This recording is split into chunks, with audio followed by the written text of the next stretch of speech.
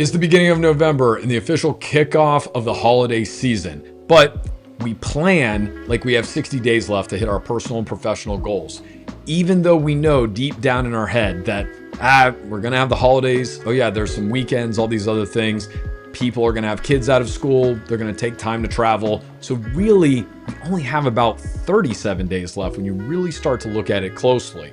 So what happens when we don't plan for that and we just kind of adjust as we go along is the fact that we run into unnecessary stress and fatigue and sometimes even guilt, because all of that compounds and it prevents us from really enjoying one of the best times of the year and doing things that we love and hanging out with some of our favorite people. So to make sure that doesn't happen to you, I'm going to walk you through a couple really simple things that you can do in order to hit all of your goals and be able to sit back, relax, and be present this time of year. So the first thing that we have to do is acknowledge the fact that we really only have like 37 to 40 days left in the year to work on our personal and professional goals, because this clarity isn't pressure, it's about power. And when you see what's really left, now you're able to finally decide what's worth doing and what's just noise. Even if you're sitting here justifying and going, Steven, I'm going to be working on the weekends and I don't have kids or whatever the case is, I get that. But guess what? A lot of times our personal and professional goals that we have this time of year are dependent on other people.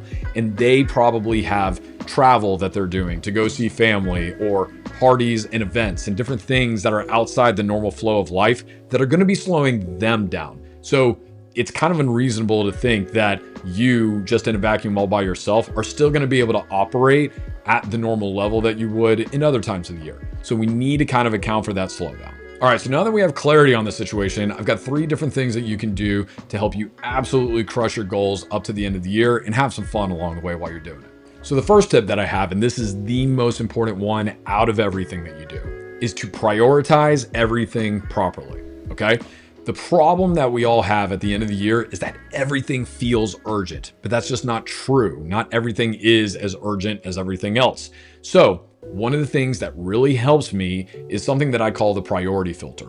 And the simple way to do this is to just get a piece of paper and a pen, and then at the top, write down your goals that you have that you want to achieve by the end of the year, and limit yourself to just 5 things. If you try to do more than that, you're going to end up chasing too many rabbits. You're not going to be successful, okay?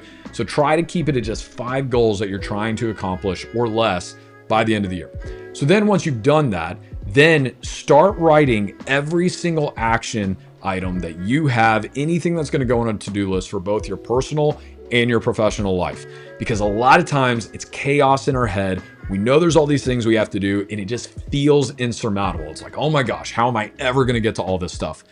But when you put it all down on paper, you're actually going to surprise yourself a lot of times and be like, that's not as much as I thought. Like, yeah, it's a lot of things, but it feels more doable. I mean, if I just knock out one of these things a day, we're going to get it done. So that is one simple way that you can take chaos and then turn it into clarity. Okay. From there, you can kind of start to create a plan. But one of the ways that people really kind of mess up is that they don't judge what is urgent properly. So here's the easiest way that I define urgency. After you write down your entire list, okay, and you're starting to determine what's truly the most urgent things that I have, just ask yourself, if we're looking over the time span of the next 2 months, say, what has to be done in like totally completed within the next 48 hours? Anything that has to absolutely 100% be done in the next 48 hours gets marked as urgent. And then that's one of the ways that you can really start to filter out what you should be doing. Okay. So that's the first thing. You have to prioritize everything properly. The second biggest thing that you can do is really focus on your systems, not just in your professional life, but in your personal life too. So one of the things that's really important is following the 3 Ds of prioritization, and that's do, delegate, and delete. So if you look back at that list and everything that you feel needs to get done, there's probably at least 10% of it that actually can be totally deleted. It's actually not as important as you think it is. And if they didn't get done, really wouldn't have any impact on your goals at all. Then there's probably another 10 to 20% of things that you can actually delegate. And again, this is both your professional and your work life. We're used to thinking about delegating in our professional life, but we don't do it so much all the time in our personal life. So an example of that would be if you normally go grocery shopping, instead of you spending an hour and a half to drive to the grocery store, go down all the aisles, figure out all the things you need, and then come back. Maybe you can get on one of these, companies that will actually deliver the groceries for you. And then you can take that extra hour and a half that you would have spent shopping and then reinvest it into something else that's going to track more tightly towards the goals that you're trying to accomplish. Another thing would be gift wrapping. Gift wrapping can be a lot of fun, but it can also take a lot of time. If you feel you're too busy for it and you don't have time for it, there are going to be gift wrapping shops that pop up all over the place. You can probably go there, you'll trade a little bit of money, but you'll free up a lot of time in order to do it. Another great way to do it is to have the store that you buy gifts from just gift wrap it for you. A lot of times they'll offer that. So just thinking about little things that you can do to free up time, trade money, and then get that back is going to be a way that you can really optimize the systems in your life.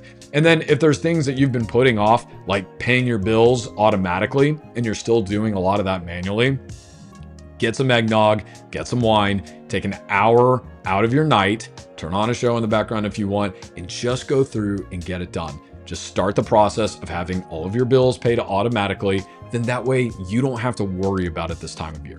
Those are just a couple examples of ways that you can really simplify systems and then free up time, energy, and attention to refocus getting your goals done. One of the most important things that we can do throughout the entire season is have the proper mindset while we are trying to execute. And this is how I do this functionally. So I get on my calendar and I block off 5 minutes every other day, all throughout the next 60 days of the year. And nobody can book on top of that time. Sometimes I'll do it in the morning, maybe it's right around lunchtime, but I take 5 minutes just to practice gratitude, contentment. I sometimes do breathing exercises. I highly recommend 4-7-8 breathing because life's going to get busy and things are going to speed up and kids are going to get sick and your boss is going to need something and this client is going to need that and this and happen and blah, blah, blah, blah, blah, blah, blah, boom. It's chaos. When you just take 5 minutes to stop, pause, breathe, slow is smooth, smooth is fast. You'll clear your head. You'll be able to take a step back, look at the things that you have on your list and anything new that's come on, and then you'll be able to act in a way that helps you choose not just the right thing, but the best thing that you can be doing in that moment that is going to move you forward to hit your personal and professional goals.